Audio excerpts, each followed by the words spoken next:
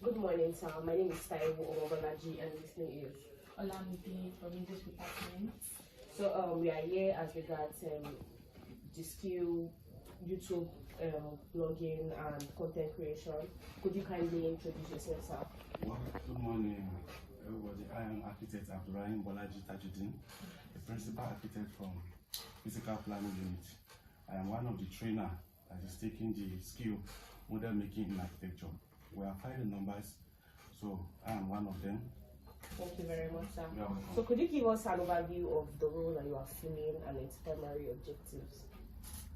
Yes, when you look at model making in architecture as a course, you look at it that from architecture, from the field of architecture, there are so many other skills that one can do and be making ends meet from it, because when you look at architecture, it's involved construction, and in construction there are so many other things that you can do that as a subcontractor one can be making money from it, like tiling, like window work, aluminium, painting, POP, just to mention few from the interior. Even interior designing is part of the work. Then the landscaping from outside. So we now look at it that instead of making it the static skill, we now be picking from each of these skills so that students will be learning them. The other time we started from tiling work. When we started from the tiling work, students were introduced to the tiling, how they can make the tiling work be a very productive skill for themselves. We make them to understand a lot of things that they need to know if they want to venture into tiling as a business. You venture into it and start making your money as a business. There is no skill that you pick in construction industry and in architecture that you won't be a boss of your own. Yeah, exactly. At the end of the exercise. So this particular one that we want to do for this year is model making in architecture. But our skill for this year is how to do the interlocking, paving stones, and caps. So the aim of this particular skill for this year, number one, is to let students know how to install interlocking, how to cast it, and how to let them know the difference between each of these items. Because many of these students that pick the skills, they are not from the science or engineering background. Yeah. So we have to let them know the things they need to know theoretically from this skill. Our practical project for this session is going to be that road in front of tech that connects the PG school. Yes. When you are coming, that untapped road Yes. is what we want to use for the practical, this particular session, because a lot of students, they have done about 2 or 3 places of that on campus here. Yeah. Like the engineering student, when you look at the microfinance bank, you will see a road in front of security that connects that one to the bank road opposite GTB bank. It was one of the student work. Also, at the front of the comsit building, you see that interlocking that connects to the other faculty of Agric road. Is also one of the work the student did. So we also want to demonstrate that for this particular skill. Now, how long have you been working? How long have you been in this University? Yes. As a staff or As a trainer. as a trainer? I would say about 5-6 years back, because I think I started during the period of Professor J.K. Udushote, the present dean of Faculty of Engineering.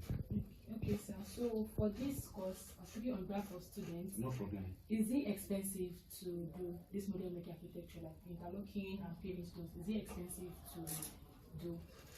Well, there are some skills on campus presently that students pick, that when you do them easily, before you even finish the skill, you start or graduate from school, you start making money from the skill. But architecture as a course, even the skill that I want to pick now is very, very productive.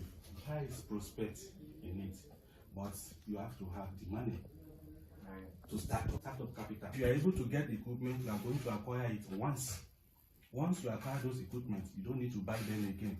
What you just need to do is to be buying the material for the production. Okay. Take for instance, there are some things that they need to buy to start up the business, like the mold. The mold, they have to buy it. The shovel, these are the materials. The mallets, all these are the materials that the rake, the broom, the split level, the knife, and the cutting machines. All these are things that they will need to buy as a material to start up the business. But immediately you acquire all this material, you don't need to buy them again. And if at all you want to maybe time some get bad, damage or spoiled, you just not everything cannot spoil at a time. It's just the bad one that you replace, or even some can be repaired as well, which will not cost you more money. But the material that you are going to use for the production, like cement, like gravel, the sand, which will keep you in the business, you have to be buying them. So it's just only the material that I think you can't do away with. But the equipment, once you have them, that's all. How long does it take to make all these modules, this interlocking and paving stones? The interlocking and paving stones, within 2 to 3 days, they are sets. Is that easy? Not that it's easy, but because of the way they have been produced them. Once you get your material equipment on ground, like the mold, it just takes like 2-3 days to cure. Okay.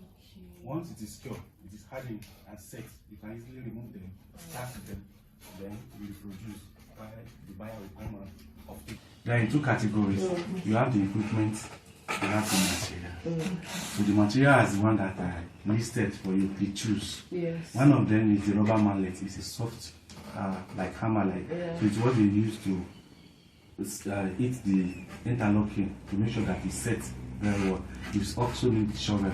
Shovel, you use it to dig or move sand from one place to the other. You also need hammer, which is one of the equipment. So that hammer is what you use to break the stone into pieces. There are some areas that you don't need to use the full stone. Like if you look at this now, it's halfway. So it's hammer they use to break it into 2. Like if you look at this one now, it's a full tie. So we can't use them. But at the edges, some of them you have to cut before they set into the right place. So and the wheelbarrow as well. You use it to remove the stone in large quantity from one place to the other. Broom as well. You use it to sweep when you want to fill the grout. You know what they call the grout? That little openings after interlocking. So they use it to fill those grout. Then the split level is also one of the equipment. This split level they use it to get the gradient where you want the water to slope the direction of in case it is raining. You know, once the gradient is sloping, the water flows, the storm water flows to the main drainage system. The knife, then the splitter, they also use that to cut the stone in case you need to cut it into precision. So you use the splitter, then the compactor when you want to compact the sand before you receive the paving stones. So it's also a machine. Some use manual stamping, while some use machine compact, because we call the machine a compactor. I think that's for the equipment. Then for the materials, you need granite, sharp sand, cement, then water. Okay, sir. Alright, Thank you very much, sir. Interlocking and paving stones. Is it hard to learn? It's the easiest. Okay. It's the easiest because the production is very simple. Very, very simple. Because once you have the material and you have the equipment, you just need to be producing. Though even the technology has even made it more easier now, because there are some automated machines that what you produce manually, the quantity that you produce manually in weeks, in days, this machine will just produce them. So it's very easy. Very easy. Right. What is that now you've noticed that students tend to struggle with while learning this course? Like challenges faced by students or by yourself when like teaching this course? Well, when you talk of the challenges, I would say I will look at it from 3 angles. Okay. 1, the time. 2, the cost. And 3, the allocation of students. But tech, they have really done well this year. Unlike before, we used to have the challenges from student allocation because most of the time we don't get students on time. For all the trainers, I think we got the students on time.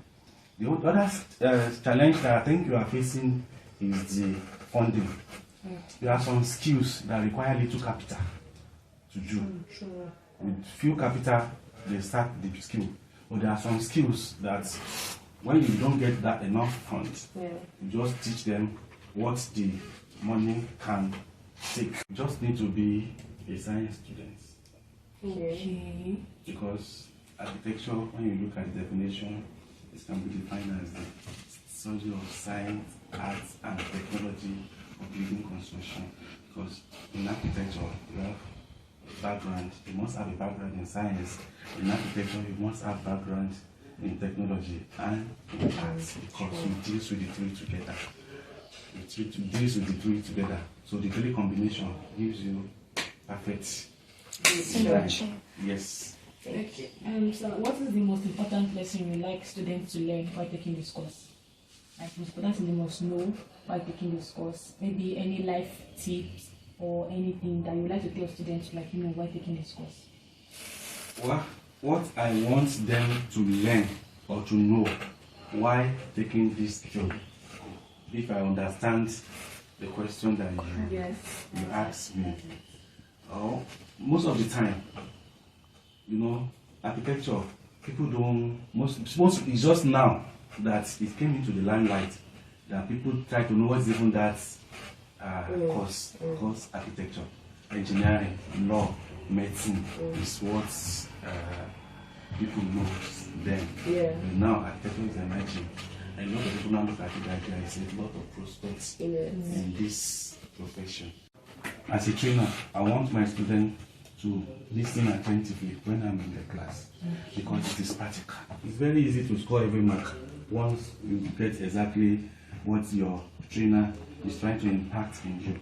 But when you are not in the class, I don't think that student can grab anything. But to me, when students are around me, when I'm training them, I even like that after the training, anything that you are not clear with, you say it in the class, we address it. That's why most of the time I even give assignment to them. You had a chance to go back to the yesteryears. Would you still choose modern making? Would you still choose architecture? As a profession, I came into it by accident.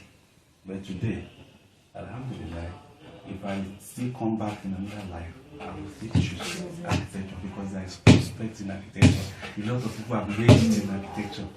Because without architecture, where we are sitting down, it cannot happen. It cannot happen. So I love the profession. I love it so much. So, sir, finally, what are the final thoughts that you'd like to share? And then, do you have any final thoughts that you'd like to share?